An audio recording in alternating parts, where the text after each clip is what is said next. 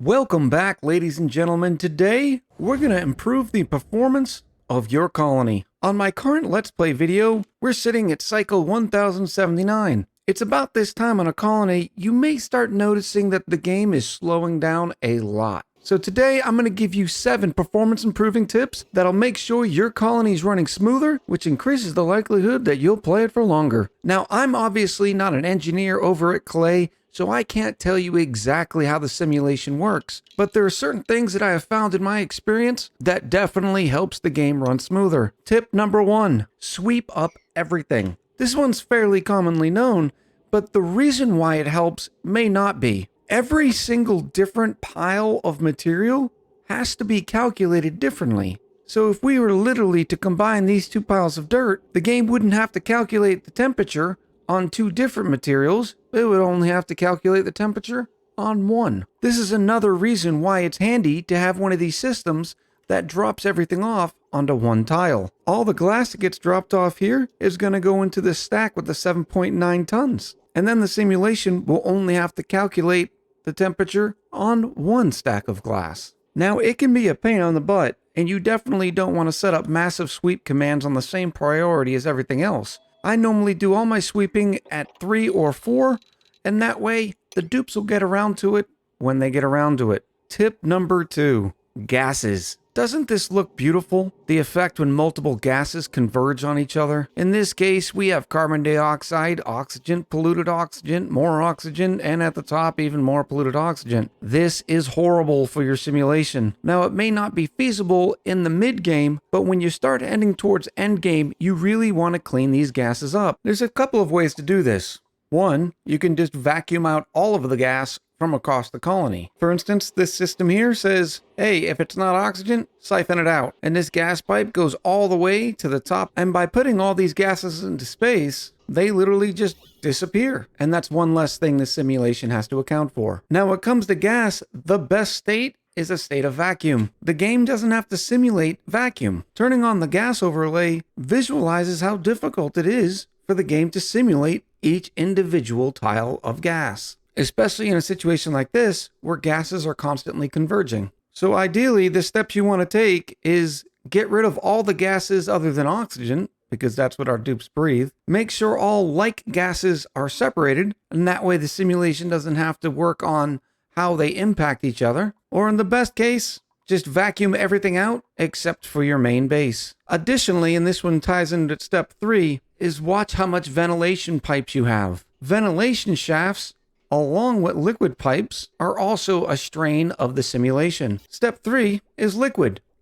And it's sort of the same tips that we had with gas. Remember, gases and liquids can't share the same tile, so the same problems that we identified with gas can still be had with water. Some common occurrences are in big waste pools where we have multiple types of water. And just like here with the combination of multiple gases, these shaders are difficult for the simulation to render. And the same is said when liquids are combining. Here we have 4 different liquids, and this is an example of something that happens on your colony that you definitely want to get cleaned up. Ideally, you wouldn't be utilizing large tanks like this. All these shaders, all of this liquid, is all being calculated by the simulation. So if you're really trying to squeeze out every ounce of performance, put all your liquids into reservoirs. Same goes with gases. This gas reservoir, for instance, is holding 150 kilos of natural gas. The simulation only has to figure it out once. And since it's in a reservoir, it's not moving, which is a huge performance improvement around your colony. Next up is critters.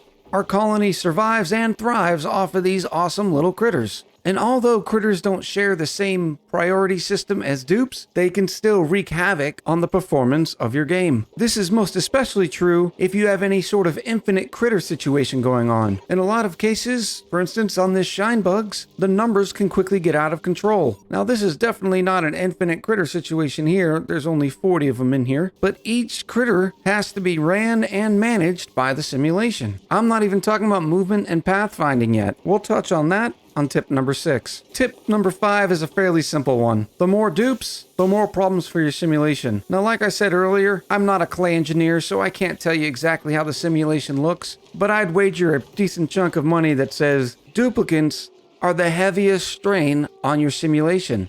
And the reason is simple. we track a lot of things about our duplicants. How their stress is doing, how their stamina is doing, how much they're breathing, what their decor reading is, all of their skill points, what each individual task they're doing. It is definitely a simpler example and pretty easy to understand, but less dupes is just better. In fact, every dupe that you add to the colony significantly increases how much the simulation has to take care of. Every duplicant has its own priorities, every duplicant has its own schedule, and every duplicant has its own skills. It's easy to see that continuously adding more dupes can really weigh down on the sim. And that leads us to tip number 6, pathfinding. Pathfinding is one of the most unrecognized bottlenecks of the simulation. And what do I mean by that? Well, if I took Dr. Strange here and I click move to, and I say I want to move him to here. Now instantly, the game is able to figure out the path that Dr. Strange needs to take. The problem is, with this sort of pathfinding, Dr. Strange had a lot of options just to get over here. They could have gone up to this level before they turned,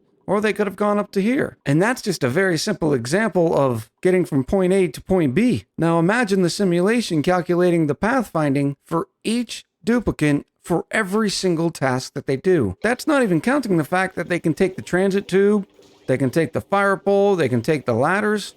All of these things are calculated. Now, very often in our games, we end up putting a bunch of ladder rungs everywhere. This actually weighs down the simulation. While we're still working on their colony, it makes sense to have all these ladder rungs. But what you can actually do is start removing where the duplicants can go. For instance, my power spine has a ladder that follows it all the way up to the top of the colony. And the reason's pretty simple. It's that way the duplicants could get to it in order to build. If I were to take this vertical ladder and completely remove it, it would actually improve the simulation, because then the duplicant would only be able to go vertically on this line and then go horizontally on these lines. It's just less for the pathfinding engine to figure out. Pathfinding also matters for critters, and this is significant. You'll notice all of these critters are moving around. Now, it's great when we have them in a small space. That way they only move so far and so often. But this is even further underscored by looking at our beautiful bees. All of these bees can move in 8 different directions.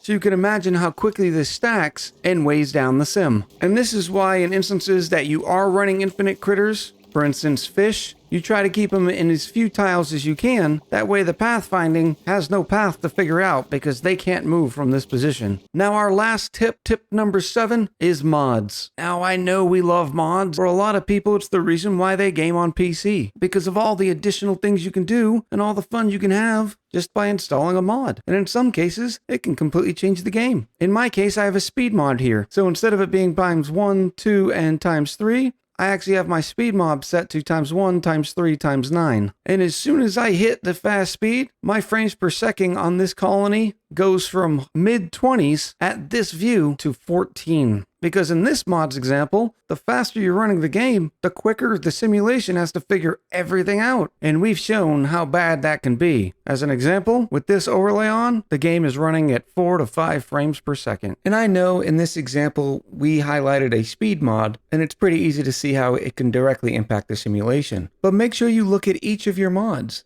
and imagine how each one is impacting the simulation in a way that the developers maybe didn't intend. Some may have no impact on the simulation, but some may have a major impact. I know this is a shorter and different type of video, but I wanted to be able to pass on some tips to really help your colony be able to run smoother, and that way you can play it for even longer. I hope this video was beneficial for you.